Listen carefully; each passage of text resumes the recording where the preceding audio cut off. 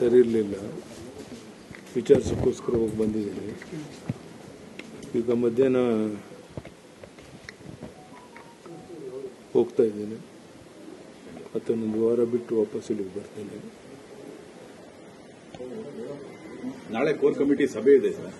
ಈ ಸಭೆಯಲ್ಲಿ ಯತ್ನಾಳ್ ಅವರ ಡಿಸ್ಕಷನ್ ಆಗುತ್ತೆ ಅನ್ನೋದು ಇದೆ. ಆಮೇಲೆ ವಿಜೇಂದ್ರ ಅವರು ಪತ್ರ ಕೂಡ ನಾಳೆ ರಾಧಾಮೋಹನ್ ದಾಸ್ ಅಗರ್ವಾಲ್ಗೆ ಪತ್ರ ಬರೆದಿದ್ದಾರೆ. ಯತ್ನಾಳ್ ವಿರುದ್ಧ ಯಾವುದೇ ಮಾಹಿತಿ ಇಲ್ಲ, ಕುಂತ್ಕೊಂಡು ಮಾತಾಡ್ತೀವಿ, ಚರ್ಚೆ ಮಾಡ್ತೀವಿ. ಯತ್ನಾಳ್ನ ಕರೆಸಿ ಎಲ್ಲರೂ ಒಟ್ಟಾಗಿ ಮುಂದೆ ಅಧಿವೇಶನ ಎದುರಿಸೋಕ್ಕೋಸ್ಕರ ಯಾವುದೇ ಭಿನ್ನಾಭಿಪ್ರಾಯ ಇಲ್ಲದೆ ಮುಂದೆ ಹೋಗಬೇಕು ಅನ್ನೋದು ನನ್ನ ಅಪೇಕ್ಷೆ.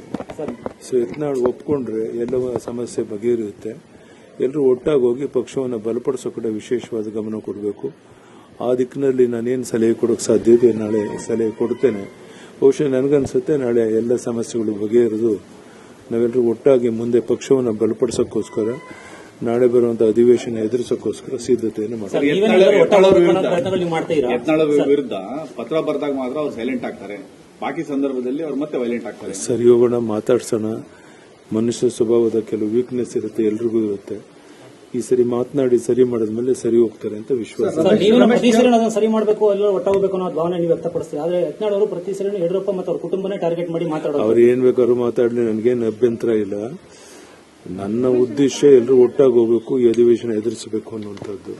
ನಮ್ಮ ಹೋರಾಟ ಕಾಂಗ್ರೆಸ್ ವಿರುದ್ಧನೇ ಹೊರತು ನಮ್ಮನ್ನೇ ಬಡಿದಾಡ್ಕೊಳ್ಳುವಂಥದ್ದು ನಮ್ಮ ಪಕ್ಷಕ್ಕೆ ಹೆಚ್ಚು ಶಕ್ತಿ ಕೊಡೋದಿಲ್ಲ. ಅದಕ್ಕಾಗಿ ಎಲ್ಲವನ್ನ ಮರೆತು ಒಟ್ಟಾಗಿ ಹೋಗೋಕೆ ಪ್ರಯತ್ನ ಮಾಡ್ತೀವಿ. ನಾನು ಮಾತಾಡ್ತೇನೆ. ಕಾಂಗ್ರೆಸ್ ಲಾಭ ಪಡಿತೀರಾ ಅಂತ ಅಲ್ಲ, ಇದು ನಾವು ಗೊಂದಲ ಮಾಡ್ಕೋಬಾರ್ದು. ಅದಕ್ಕೋಸ್ಕರ ಈ ಅಧಿವೇಶನ ಒಟ್ಟಾಗಿ ಎದುರಿಸ್ತೇವೆ.